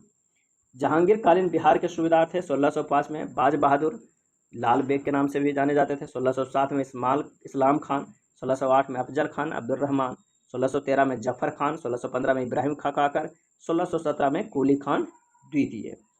1618 की बात करते हैं तो मुकर्रब खान, 1621 में शहजादा परवेज, 1622 में खान दुर्रान यानी बैरम खान, 1626 में मिर्जा रुस्तम सफावी, 1627 में खान आलम और 1628 में शैफ खान। अब आइए देखते हैं बिहार में सिख धर्म। सिख धर्म का संबंध बिहार में बहुत पुराना रहा है। गुरु नानक द्वारा गया, राजगीर, पटना, मुंगेर, भागलपुर एवं कहलगाम आदि की यात्रा करते हुए राजमहल जाने की चर्चा अनेक विद्वानों ने की है। गुरु नानक ने इन क्षेत्रों में धर्म का प्रचार प्रसार भी किया तथा अनेक शिष्य बनाए। सिखों के 9वें गुरु श्री तेग बहादुर का बिहार में पदार्पण 17वीं शताब्दी के उत्तरार्ध में हुआ था। वे सहसाराम तथा गया से होते हुए पटना पहुँचे। पटना प्रवास के दिनों में ही उन्होंने असम की ओर प्रस्थान करना पड़ा, जहां उन्हें सम्राट औरंगजेब के राजपुत्र सेनापति को सहायता देनी थी। इसलिए वे अपनी गर्भवती पत्नी गुजरी देवी को अपने भाई कृपाल चंद के पास पटना में ही छोड़ गए। इसके कुछ समय बाद ही पटना में 22 दिसंबर 1666 ईस्वी को गुरु गोविंद सिंह का जन्म हुआ, जो आगे चलकर सिखों के 10वें गुरु बने, गुरु गोविंद सिंह। लगभग 4.5 वर्ष की आयु में बालक गुरु गोविंद सिंह पटना को छोड़कर अपने पिता की आज्ञा पर पंजाब में आनंदपुर के लिए प्रस्थान कर गए। गुरु पद ग्रहण करने के उपरांत इन्होंने अपने मसंद यानी धार्मिक प्रतिनिधि बिहार भेजे। आगे चलकर इन्होंने मसंद व्यवस्था को समाप्त कर दिया। 1708 ईस्वी में गुरु की मृत्यु के उपरांत इनकी पत्नी माता साहिब देवी के प्रति भी बिहारी सिखों ने काफ़ी सहयोगात्मक रुख रखा। पटना में गुरु गोविंद सिंह का जन्म स्थान सिखों के लिए एक महत्वपूर्ण धार्मिक स्थल है। 31 दिसंबर 2016 से 5 जनवरी 2017 तक बिहार की राजधानी पटना में गुरु गोविंद सिंह के 350वें जन्मोत्सव प्रकाश पर्व का आयोजन किया गया था, जिसमें लाखों सिख श्रद्धालुओं ने भाग लिया था। अब आइए देखते हैं आधुनिक बिहार। बिहार में यूरोपीय कंपनी का नाम पुर्तगाल। फैक्ट्री स्थापना 17वीं सदी पूर्वार्ध। उत्पाद सूती वस्त्र। डैश नीदरलैंड फैक्ट्री 1632 में, अनाज सोरा सूती वस्त्र। ब्रिटिश फैक्ट्री 1651 में लगा बिहार में, नील सूती वस्त्र। ड्रेन फैक्ट्री 1774 में, सूती वस्त्र का। प्रमुख जनजातीय विद्रोह देख लेते हैं। नोनिया विद्रोह 1717 से 1800 ईस्वी में। नोनिया विद्रोह बिहार के मुख्य सोडा उत्पादक केंद्र हाजीपुर, तिरहुत, सारण और पूर्णिया में हुआ। तमाड़ विद्रोह 1789 से 1832 ईस्वी में छोटा नागपुर के उरांग जनजाति द्वारा जमींदारों और साहूकारों के शोषण के खिलाफ विद्रोह की शुरुआत हुई, जो 1832 ईस्वी तक चलता रहा। अतः इस विद्रोह का अंग्रेजों ने कुचल दिया। चेरो विद्रोह 1771 से 72 ईस्वी में हुआ। पलामू शासक चिरंजीत राय एवं उनके दीवान जयनाथ सिंह ने पलामू की राजगद्दी के दावेदार गोपाल राम की ओर से लड़ रहे अंग्रेजों के विरुद्ध एक विद्रोह किया, जिसे चेरो विद्रोह की संज्ञा दी जाती है 1771 से 1772 में। कोल विद्रोह की बात करें तो 1831 से 32 ईस्वी हुआ, छोटा नागपुर क्षेत्र में हुआ। यह विद्रोह भारतीय इतिहास का महत्वपूर्ण विद्रोह था। वास्तव में यह मुंडो का विद्रोह था, जिसमें हो, उरांव एवं अन्य जनजातियों के लोग शामिल थे। इस विद्रोह का मुख्य कारण भूमि संबंधी असंतोष था। इस विद्रोह के प्रमुख नेता बुद्धो भगत, बिंद राय, सिंह राय एवं सुरगा मुंडा थे। भूमिज विद्रोह 1832-33 में हुआ। यह विद्रोह वीरभूमि के जमींदार गंगा नारायण सिंह के नेतृत्व में किया गया। इस विद्रोह का कारण ब्रिटिश सरकार की शोषणकारी लगान व्यवस्था थी। इसका प्रभाव वीरभूमि एवं सिंहभूमि दोनों क्षेत्रों में था। संथाल विद्रोह की बात करें, जिससे सबसे ज़्यादा प्रश्न पूछा जाता है, 1855-56 ईस्वी में हुआ। संथाल आदिवासियों का यह विद्रोह भागलपुर जिला के राजमहल के भगनीडीह से 30 जून 1855 को प्रारंभ हुआ। संथाल विद्रोह का प्रभाव क्षेत्र पश्चिम बंगाल के बर्धमान से लेकर बिहार के भागलपुर तक था। इस विद्रोह के नेता सिद्धू, कान्हू, चांद और भैरव थे। ये चारों सहोदर भाई थे। इस विद्रोह का दमन कैप्टन अलेक्जेंडर और लेफ्टिनेंट थॉमसन ने किया। तो इससे प्रश्न बनता है कि ये विद्रोह भागलपुर जिला के राजमहल के भगनीडीह तक हुआ था। कब शुरू हुआ था? 30 जून 1855 को। और इसके नेता थे सिद्धू, कान्हू, चांद और भैरव। और इस विद्रोह का दमन किए थे कैप्टन अलेक्जेंडर और लेफ्टिनेंट थॉमसन। लोटा विद्रोह 1856 में हुआ। यह विद्रोह 1857 की क्रांति के एक साल पूर्व मुजफ्फरपुर जेल के कैदियों द्वारा लोटा के लिए किया गया था। यहाँ प्रत्येक कैदी को पीतल का लोटा दिया जाता था, लेकिन सरकार ने निर्णय लिया कि पीतल की जगह मिट्टी के बर्तन दिए जाएंगे। इसके बाद वहाँ के कैदियों ने विद्रोह कर दिया। इसे लोटा विद्रोह के नाम से जाना जाता है। नेक्स्ट है मुंडा विद्रोह 1899 से 1900 ईस्वी। इस आंदोलन के मुख्य प्रवर्तक बिरसा मुंडा था। मुंडा जनजातीय विद्रोह सबसे संगठित एवं विस्तृत था। इस विद्रोह को उलगुलान या महान हलचल की संज्ञा दी जाती है। उलगुलान या महान हलचल की संज्ञा दी जाती है। मुंडा विद्रोह का मुख्य उद्देश्य आर्थिक, राजनीतिक एवं धार्मिक स्थिति में परिवर्तन एवं पुनरुत्थान लाना था। यह आंदोलन एक सुधारवादी प्रयास के रूप में आरंभ हुआ था। नेक्स्ट है, बिरसा ने नैतिक आचरण को शुद्धता, आत्मसुधार एवं एकेश्वरवाद का उपदेश दिया। इस आंदोलन के विरुद्ध सरकार ने दमन चक्र चलाया। 3 मार्च 1900 ईस्वी को चक्रधरपुर में बिरसा को गिरफ्तार कर लिया गया और 2 साल की सजा दी गई। लेकिन 9 जून 1900 को रांची कारागार में हैजा रोग के कारण उनकी मृत्यु हो गई, जहां अब बिरसा मुंडा की आदमकद प्रतिमा लगाई गई है। बिरसा मुंडा के अनुयायी उन्हें धरती आबा का अवतार मानते थे। धरती आबा का अवतार मानते थे। वर्तमान में बिहार, झारखंड, उड़ीसा और पश्चिम बंगाल के आदिवासी इलाकों में बिरसा मुंडा को भगवान की तरह पूजा जाता है। नेक्स्ट है ताना भगत आंदोलन 1914 ईस्वी में हुआ था। इस आंदोलन का शुभारंभ अप्रैल 1914 को गुमला जिले के बिष्णुपुर प्रखंड के टोली ग्राम से हुआ था। यह उराव जनजातियों द्वारा आरंभ किया गया आंदोलन था, ताना भगत आंदोलन। यह आंदोलन अपने शुरुआती चरण में कुरुख धर्मी उराव का मूल धर्म के नाम से जाना गया। इस आंदोलन के प्रमुख नेता जतरा भगत थे। उसने उरावों में धार्मिक सुधार संबंधी कार्यों पर जोर दिया और सिर्फ धर्मेश, उरावों के देवता को आराधना पर बल दिया। साथ ही पशु बलि, मांस, मदिरा एवं कुरीतियों के त्याग पर भी उसने बल दिया। जतरा भगत के नेतृत्व में ऐलान हुआ कि मालगुजारी नहीं देंगे, बेगारी नहीं करेंगे और कर नहीं देंगे। उसने दिकुओं यानी बाहरी लोग के यहाँ मजदूरी न करने का अभियान चलाया, जिससे 1916 में उन्हें जेल में कैद कर दिया गया। प्रायः आदिवासियों में जतरा भगत को बिरसा मुंडा का ही एक रूप माना जाता है। प्रमुख जनजातीय आंदोलन देख लेते हैं। 1771-72 में चेरो विद्रोह, नेता थे जयनाथ सिंह। 1831-32 में कोल विद्रोह, बुद्धो भगत, बिंद राय, सिंह राय, सुरगा मुंडा। 1832-33 में भूमिज विद्रोह, नेता थे गंगा नारायण सिंह। 1855-56 में संथाल विद्रोह, सिंधु, कान्हू, चांद एवं भैरव। 1874 में खरबार आंदोलन, भागीरथ मांझी नेता थे। 1899 से 1900 मुंडा आंदोलन, बिरसा मुंडा नेता। 1914 में ताना भगत आंदोलन, जिसके नेता जतरा भगत थे। संथाल विद्रोह जमींदारों एवं साहूकारों के खिलाफ विद्रोह था। जमींदारों एवं साहूकारों के खिलाफ विद्रोह था। संख्यात्मक रूप से बिहार की सबसे बड़ी अनुसूचित जनजाति संथालों की थी। संथाल विद्रोह का प्रभाव भागलपुर से लेकर राजमहल की पहाड़ी तक विस्तृत था, जिसे दामिन एको यानी पहाड़ियों का राज के नाम से जाना जाता है। दामिन एको। साफाहोड़ आंदोलन। साफाहोड़ आंदोलन का आरंभ 1874-75 में हुआ था। इस आंदोलन का नेतृत्व लाल हेम्ब्रम यानी लाल बाबा ने किया था। यह खरवार आंदोलन की एक शाखा थी जिसने चारित्रिक शुद्धता पर बल दिया था। नेक्स्ट देखते हैं 1857 के विद्रोह से संबंधित महत्वपूर्ण तथ्य। छपरा में मोहम्मद हुसैन खां के नेतृत्व में लोगों ने विद्रोह किया था। छपरा में मोहम्मद हुसैन खां के नेतृत्व में लोगों ने विद्रोह किया। 32वीं एनआई की 2 कंपनी ने भागलपुर में 9 अक्टूबर 1857 को विद्रोह किया था। 32वीं एनआई की बजरंगगंज यानी गया में खुशहाल सिंह के नेतृत्व में विद्रोह हुआ था। बजीरगंज यानी गया में खुशहाल सिंह के नेतृत्व में। पटना में अंग्रेजों के खिलाफ विद्रोह 3 जुलाई 1857 को हुआ था। मुजफ्फरपुर में विद्रोह की शुरुआत 25 जुलाई 1857 को हुई थी। स्वतंत्रता से पूर्व बिहार में आयोजित कांग्रेस का अधिवेशन कौन कौन? तो 1912 में हुआ था 27वां अधिवेशन। स्थान था बांकीपुर पटना। अध्यक्ष थे रंगनाथ मघोलकर। 1922 में 37वां अधिवेशन हुआ था गया में। देशबंधु चित्तरंजन दास अध्यक्ष थे। 1940 में 53वां अधिवेशन हुआ था रामगढ़ में, जो अब झारखंड में है। मौलाना अबुल कलाम आज़ाद उसके अध्यक्ष रहे हैं, यानी 3 हुए हैं, 27, 37वां और 53वां। 1912 में, 1922 में, 1940 में, एक बांकीपुर में, उसके बाद गया में, उसके बाद रामगढ़ में। नेक्स्ट देखते हैं बिहार में किसान सम्मेलन। प्रथम किसान सम्मेलन बिहार प्रांतीय किसान सम्मेलन 17 नवंबर 1929 ईस्वी में स्वामी सहजानंद सरस्वती की अध्यक्षता में सोनपुर में संपन्न हुआ। दूसरा सम्मेलन 29 से 30 अगस्त 1934 को पुरुषोत्तम दास टंडन की अध्यक्षता में गया में संपन्न हुआ। इस सम्मेलन में खान अब्दुल गफ्फार खान ने भी अपने भाई के साथ भाग लिया था। नेक्स्ट है तीसरा सम्मेलन हाजीपुर में 26 से 27 नवंबर 1935 को स्वामी सहजानंद सरस्वती की अध्यक्षता में संपन्न हुआ। इस सम्मेलन में जमींदारी प्रथा हटाने की प्रस्ताव स्वीकृत हुआ। बिहार के किसानों से जुड़ी प्रथाएं। खुटकट्टी प्रथा, यहाँ मुंडा जनजातियों में प्रचलित सामूहिक भूस्वामित्व की व्यवस्था थी। अंग्रेजी शासन द्वारा इस प्रथा में हस्तक्षेप के कारण मुंडा विद्रोह हुआ था।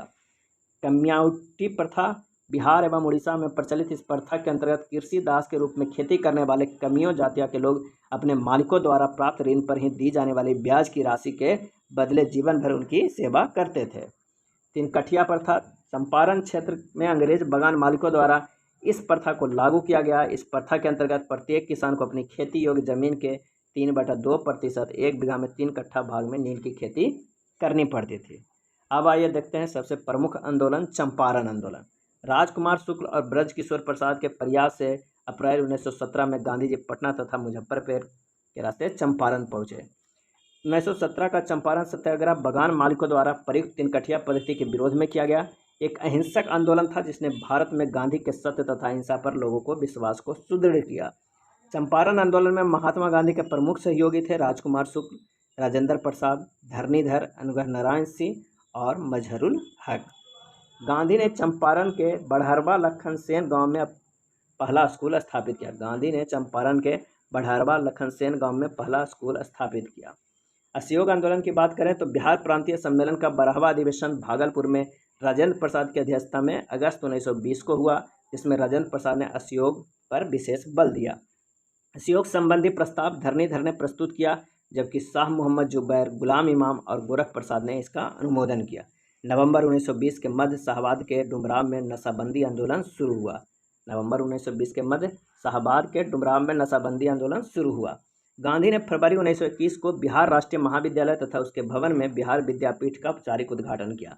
गांधी ने फरवरी 1921 को बिहार राष्ट्रीय महाविद्यालय तथा उसके भवन में बिहार विद्यापीठ का औपचारिक उद्घाटन किया।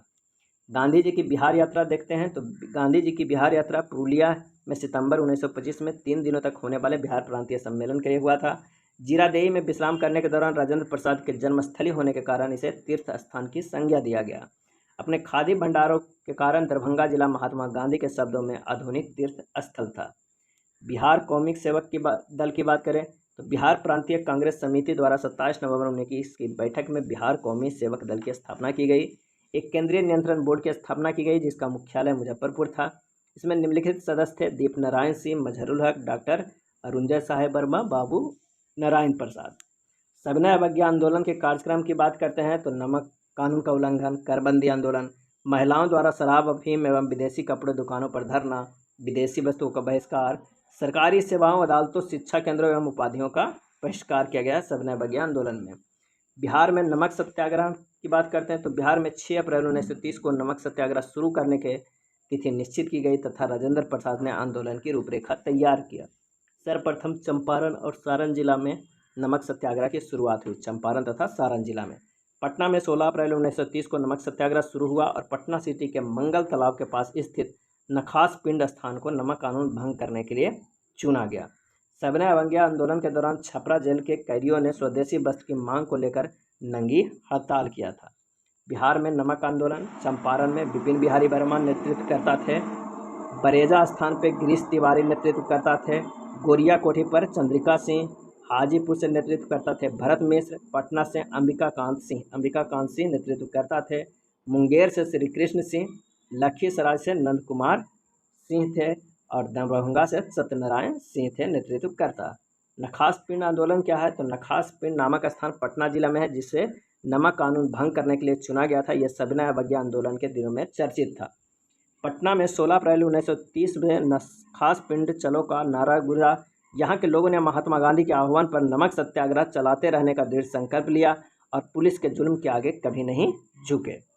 16 अप्रैल 1930 को सर्च लाइट के मैनेजर ने पटना कमेटी के सचिव अंबिका कांत सिंह के नेतृत्व में लोगों का एक जत्था पटना के नखास पिंड नामक स्थान की ओर नमक कानून भंग करने के लिए चला, परंतु पुलिस द्वारा इसे रास्ते में रोककर कुछ लोगों को गिरफ्तार भी कर लिया गया। इसी बीच दूसरी तरफ से कुछ जत्थे नरवास पिंड पहुंच गए और नमक बनाकर नमक कानून भंग किया। इस नमक आंदोलन में बिहार के अनेक प्रमुख नेताओं ने भाग लिया, जिसमें प्रमुख थे प्रोफेसर अब्दुल बारी, राजेंद्र प्रसाद, आचार्य JB कृपलानी आदि। अब आइए गांधी की लाठी के बारे में जानते हैं। बिहार में भूकंप पीड़ितों की सहायता पर निकले महात्मा गांधी 3 अप्रैल 1934 को जब मुंगेर जिले के घोरघट गांव पहुंचे तो वहां के लोगों ने दुनिया में प्रसिद्ध मुंगेरी लाठी के बारे में जानने की जिज्ञासा प्रकट किया। इससे पूर्व दक्षिण अफ्रीका के प्रवास के दौरान गांधी जी ने मुंगेर में निर्मित पीतल के मूठ वाली लाठी हंटर की खूब चर्चा सुन रखी थी, जिसका इस्तेमाल अक्सर ब्रितानी फौज वाले अफसर करते थे। लाठी में गांधी जी की गहरी दिलचस्पी देखकर घोरघट गांव के लोगों ने कांग्रेस के एक युवा क्रांतिकारी अगरजीत पासवान के सामूहिक नेतृत्व में उपहार के तौर पर बापू के हाथ में एक लाठी सौंपी जो आजीवन बापू संग रही। इसी अवसर पर गांधी जी ने एक राज को बातें बताते हुए कहा था कि घोरघट में निर्मित लाठी के हंटर से अंग्रेजों द्वारा कम से कम 2 बार उनकी भी पिटाई हो चुकी है। कालांतर में लाठी प्रसंग पर भारतीय डाक विभाग ने एक डाक टिकट भी जारी किया था। घोरघट गांव में आज भी हर साल गांधी जी के आगमन दिवस पर लाठी महोत्सव का सांस्कृतिक आयोजन होता है। मुंगेरी लाठी या चूने, खली और विशेष रसायनों के लेप से आग में सेककर पीतल की मूठ वाली हंटर नुमा लाठी बनाई जाती है। उस समय अंग्रेजों ने मुंगेर में निर्मित लाठियों का कारोबार सरहद पार तक फैला दिया था। इसका व्यापार ब्रिटेन, अफगानिस्तान, भूटान, दक्षिण अफ्रीका समेत ब्रितानी हुकूमत वाले सभी मुल्कों में था। अंग्रेज यहाँ के बनी लाठी को हंटर के रूप में प्रयोग कर स्वतंत्रता सेनानियों का दमन करने के लिए करते थे। 5 रुपये का गांधी ऑटोग्राफ। 15 जनवरी 1934 को बिहार में आए भूकंप की त्रासदी से 20,000 से अधिक लोग मारे गए थे, जिसमें भागलपुर ज़्यादा प्रभावित था। कांग्रेस द्वारा पीड़ितों के लिए राहत कार्य जोर शोर से चलाया जा रहा था। ऐसे में राहत कार्य को देखने और पीड़ितों की सहायता के लिए गांधी जी सहरसा के बीरपुर होते हुए भागलपुर पहुंचे थे। इसके बाद दीप नारायण सिंह के घर ठहरे थे। 3 अप्रैल को भागलपुर के लाजपत पार्क में गांधी जी ने लोगों को संबोधित करते हुए राहत कार्य में सहयोग करते ने और भूकंप पीड़ितों की मदद करने की अपील की। सभा के दौरान कांग्रेस के स्वयंसेवक झोली फैलाकर लोगों की सहायता चंदा एकत्र करने लगे। इन सभा में बहुत से ऐसे लोग थे जो गांधी जी का ऑटोग्राफ लेना चाहते थे, लेकिन गांधी जी ने इन लोगों को अपना ऑटोग्राफ 5-5 रुपये में बेचने का ऐलान कर दिया। फिर भी ऑटोग्राफ लेने वालों की कतार लग गई। इसके बाद ऑटोग्राफ से मिले पैसों की बापू ने वहां के भूकंप पीड़ितों की मदद के लिए सौंप दिया। बिहार मंत्रिमंडल के प्रमुख सुधारात्मक कार्य क्या था? काश्तकारी व्यवस्था के तहत किसानों के राहत हेतु बिहार टेंडेंसी अमेंडमेंट एक्ट पारित हुआ। स्वायत्तशासी संस्थाओं को अपने भवनों पर राष्ट्रीय झंडा फहराने की अनुमति। अखबारों में जमानत मांगने की प्रथा एवं संघों पर से प्रतिबंध की समाप्ति। श्रमिकों के जीवन काल की स्थितियों की जांच के लिए राजेंद्र प्रसाद की अध्यक्षता में श्रम जांच समिति का गठन। शैक्षणिक सुधार हेतु KT शाह की अध्यक्षता में शिक्षा पुनर्गठन समिति का गठन। मौलाना अबुल कलाम की अध्यक्षता में हिंदुस्तानी समिति का गठन किया गया। भारत छोड़ो आंदोलन। देश के अन्य क्षेत्रों की तरह बिहार की भी इस आंदोलन में निर्णायक भूमिका रही। 9 अगस्त 1942 को राजेंद्र प्रसाद को गिरफ्तार कर बांकीपुर जेल में रखा गया। श्री बलदेव सहाय ने सरकारी नीति के विरोध में महाधिवक्ता पद से इस्तीफा दे दिया। 11 अगस्त के दिन विद्यार्थियों के एक जुलूस विधायकी भवन पर राष्ट्रीय झंडा लहराने की कोशिश कर रहा था, तभी पटना के जिलाधीश WG आर्चर के आदेश पर पुलिस गोलीबारी में 7 छात्र मारे गए। पटना सचिवालय गोलीकांड के 7 शहीद 11 अगस्त 1942 को हुए थे। ये कौन कौन थे? तो रामानंद सिंह शहादत नगर पटना का, राम गोविंद सिंह दशरथ पटना का, उमाकांत प्रसाद सिन्हा नरेंद्रपुर सारण के, राजेंद्र सिंह बनवारी चक सारण के, सतीश प्रसाद झा खड़हरा भागलपुर के, जगपति कुमार खड़ाही उमरा औरंगाबाद से, देवीपत चौधरी जमालपुर से थे। अगस्त क्रांति के दौरान गिरफ्तार नेता थे राजेंद्र प्रसाद बांकीपुर जेल में, Shrikrishna Singh Bankipur jail, Anugrah Narayan Singh Bankipur jail, Jayaprakash Narayan Hazaribagh jail और योगेंद्र शुक्ल बक्सर जेल में बंद थे। बिहार में किसान आंदोलन। बिहार के मुंगेर में शाह मोहम्मद जुबैर की अध्यक्षता में किसान सभा 1922-23 का गठन हुआ। नवंबर 1929 में सोनपुर मेला के अवसर पर स्वामी सहजानंद सरस्वती की अध्यक्षता में बिहार प्रांतीय किसान सभा की स्थापना हुई, जिसके सचिव श्री कृष्ण सिंह नियुक्त हुए। प्रथम बिहार प्रांतीय किसान सम्मेलन 1929 में स्वामी सहजानंद सरस्वती की अध्यक्षता में संपन्न हुआ। दूसरा सम्मेलन 1934 को पुरुषोत्तम दास टंडन की अध्यक्षता में गया में संपन्न हुआ। प्रथम बिहार प्रांतीय किसान सम्मेलन 1929 में, द्वितीय 1934 में हुआ है। वर्ष 1936 में अखिल भारतीय किसान सभा का गठन हुआ, जिसके अध्यक्ष स्वामी सहजानंद सरस्वती और महासचिव NG रंगा थे। गंगा शरण सिन्हा, राम वृक्ष बेनीपुरी और रामानंद मिश्रा आदि ने 1931 में बिहार सोशलिस्ट पार्टी का गठन किया।